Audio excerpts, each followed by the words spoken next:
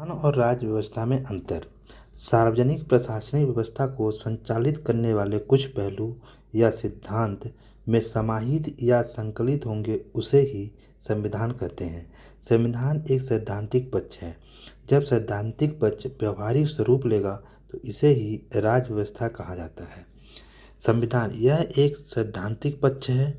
इसमें शासन व प्रशासन के नियम, सिद्धांत, संस्थाएं और व्यवस्थाएं निर्धारित होती हैं। यह लिखित रूप में होता है।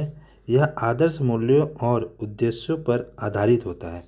यह बताता है कि शासन कैसे चलाया जाता है। राज्य व्यवस्था यह व्यवहारिक पक्ष है। संवैधानिक नियमों और सिद्धांतों को व्यवहार में लागू करके शासन चलाया जाता है। यह वास्तविक रूप में कार्य करता है। यह समय, स्थान और परिस्थितियों के अनुसार बदलता रहता है। यह बताता है कि शासन व्यवस्था में कैसे चल रहा है। संविधान एक सैद्धांतिक पक्ष है। व्यवहार में लागू होना। राज्य व्यवस्था व्यवहारिक पक्ष है। ठीक, संविधान एक सैद्धांतिक पक्ष है जबकि राज्य व्यवस्था एक व्यवहारिक पक्ष है। संविधान में संसद, राष्ट्रपति, न्यायपालिका आदि की व्यवस्था और उनकी शक्तियां निर्धारित हैं। इसका वास्तविक रूप से कार्य करना राज्य व्यवस्था का हिस्सा है।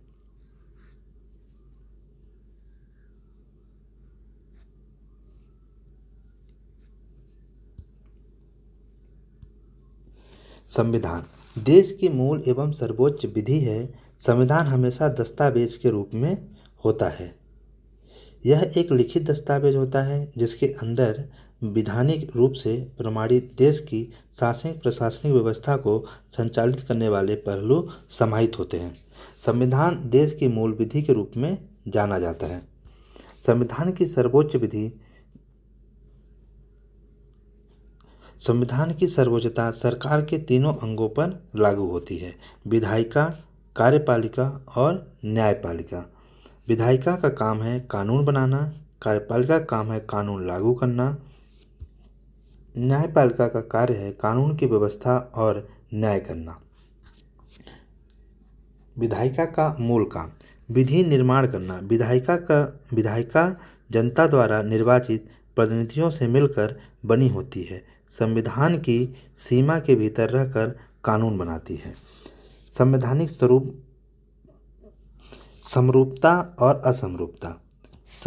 यदि कोई विधि संविधान में वर्णित उपबंधों के साथ समरूपता रखती है तो यह विधि का कार्य करती है और वैध मानी जाती है। असमरूपता यदि कोई विधि संविधान में वर्णित उपबंधों के साथ समरूपता नहीं रखती तो यह विधि का कार्य नहीं करती और अवैध मानी जाती है। असमरूपता विधि को न्यायपालिका द्वारा न्यायिक समीक्षा में निरस्त किया जा सकता है।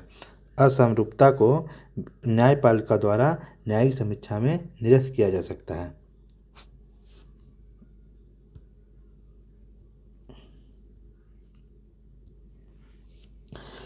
संविधान एक ऑर्गेनिक एंटिटी यानी कि जैविक निकाय है। संविधान को ऑर्गेनिक एंटिटी यानी जैविक निकाय का दर्जा प्राप्त है।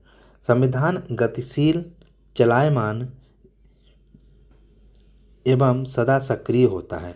गतिशील यानी चलायमान, डायनेमिक यानी परिवर्तनशील, सक्रिय यानी सदैव लागू, हमेशा संशोधन योग्य।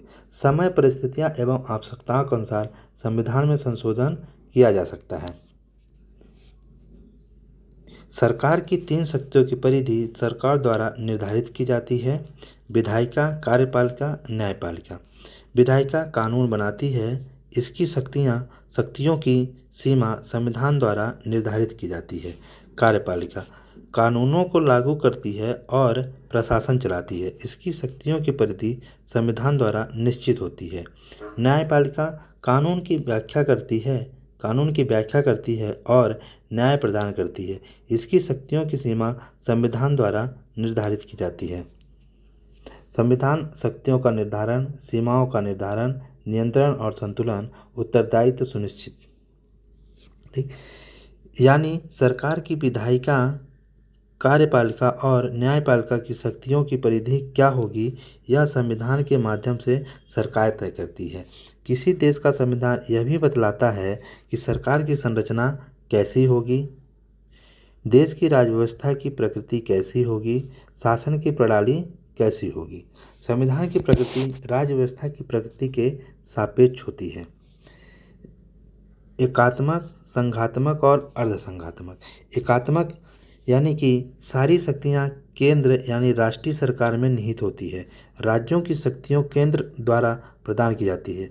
राज्यों को शक्तियाँ केंद्र द्वारा प्रदान की जाती हैं। ठीक।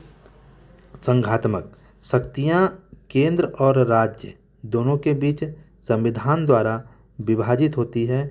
दोनों स्तर की सरकारें स्वतंत्र रूप से कार्य करती हैं। उदाहरण के लिए भारत, ऑस्ट्रेलिया, जर्मनी। अर्धसंघात्मक, संघात्मक और एकात्मक में मिश्रित रूप संविधान में शक्तियों का विभाजन होता है। केंद्र को अधिक शक्तियाँ प्राप्त होती है। उदाहरण कनाडा और साउथ अफ्रीका। संविधान एक जीवंत दस्तावेज है जो बदलती परिस्थितियों के साथ स्वयं को बदलता है या स्वयं को ढालता है। शासन की संरचना तय करता है कि शक्तियों की परिधि निर्धारित करना और देश की राजव्यवस्था की प्रकृति को निर्धारित करता है।